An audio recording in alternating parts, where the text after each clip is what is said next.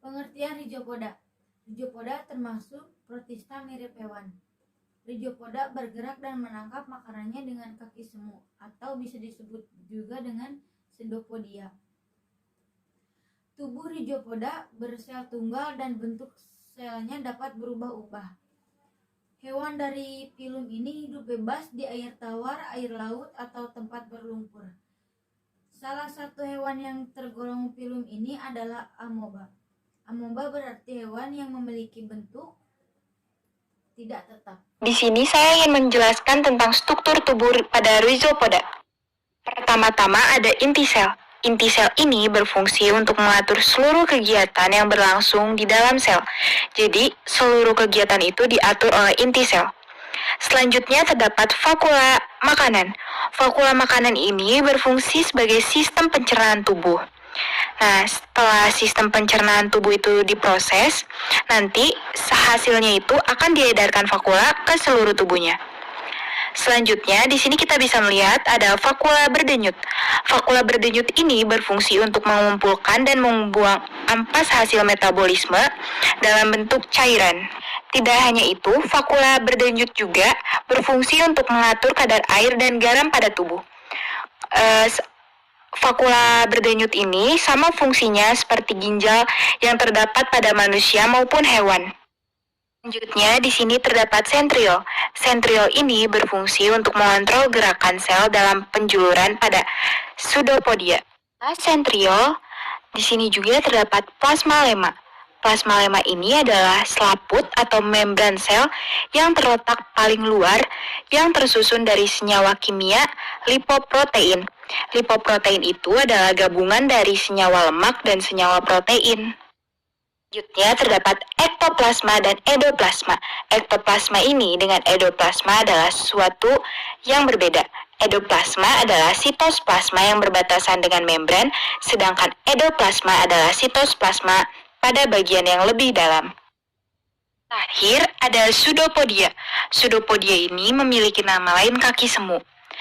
Berfungsi sebagai alat gerak dan alat untuk memangsa. Teman-teman, alat gerak yang dimiliki oleh Rhizopoda adalah pseudopodia dan flagetanya berupa flagel, ciliatanya berupa cilia, dan tidak memiliki protozoa. Contoh dari Rhizopoda adalah ada amoeba, flageta, sporozoa, plasmodium. Habitat Rhizopoda. Habitat hewan ini berada di air tawar, air laut, tempat-tempat basah, dan sebagian kecil hidup di dalam tubuh hewan atau manusia. Sistem pencernaan pada amoeba. Makanan amoeba berupa tumbuhan dan hewan bersel satu lainnya. Ganggang, bakteri, pramecium atau sisa-sisa tumbuhan dan hewan yang telah mati.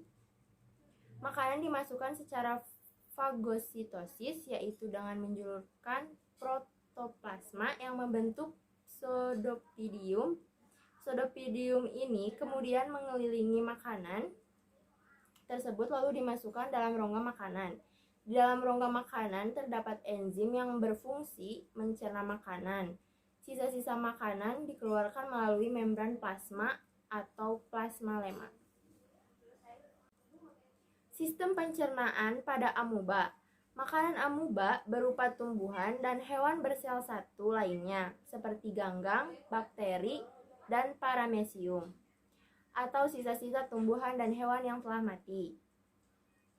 Makanan dimasukkan secara fagositosis, yaitu dengan menjulurkan protoplasma yang membentuk pseudopodium.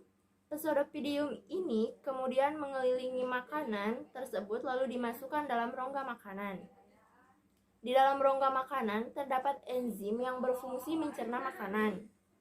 Sisa-sisa makanan dikeluarkan melalui membran plasma atau plasmalema.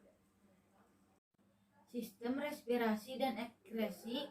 Pada amoeba, oksigen yang terlarut dalam air akan berdifusi ke dalam tubuh amoeba melalui membran sel yang terdapat di seluruh permukaan tubuhnya. Oksigen tersebut digunakan untuk oksidasi sel. Dalam oksidasi dihasilkan energi yang digunakan untuk kegiatan hidup, misalnya bergerak, tumbuh, dan berkembang biak. Karbondioksida sebagai hasil samping metabolisme juga akan berdifusi keluar melalui plasmelama. Di sini saya akan menjelaskan tentang sistem reproduksi pada perkembangbiakan amoeba. Pada amoeba ini terjadi secara aseksual dengan membelah diri.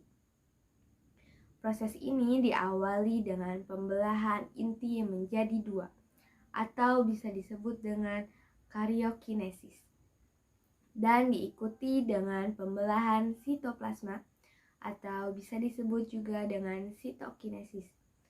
Dua sel hasil pembelahan tersebut bersifat sama dengan induknya. Sel amoeba dilindungi oleh membran sel.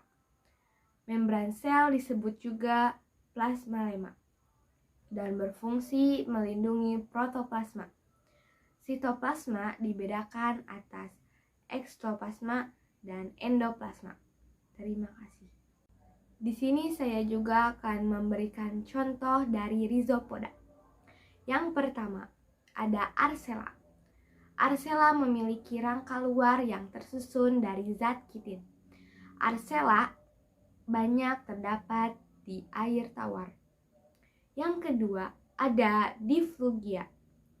Rangka luar diflugia dapat mengeluarkan selaput lendir yang menyebabkan butir-butir pasir dan dapat melekat. 3. Foraminifera. Foraminifera memiliki rangka luar yang terdiri dari silika atau zat kapur, atau juga mengandung kalsium karbonat. Semua anggota foraminifera yang terkenal adalah genus Globigerina. Maaf, bisa diulangi, adalah genus Globigerina.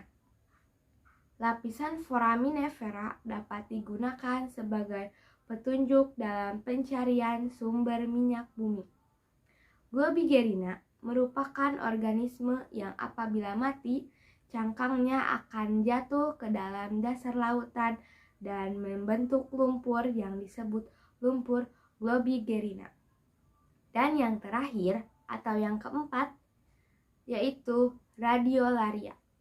Radiolaria merupakan organisme laut bertumbuh bulat hampir seperti bola dan memiliki banyak duri yang terbuat dari zat kitin dan strontium sulfat atau SrSO4.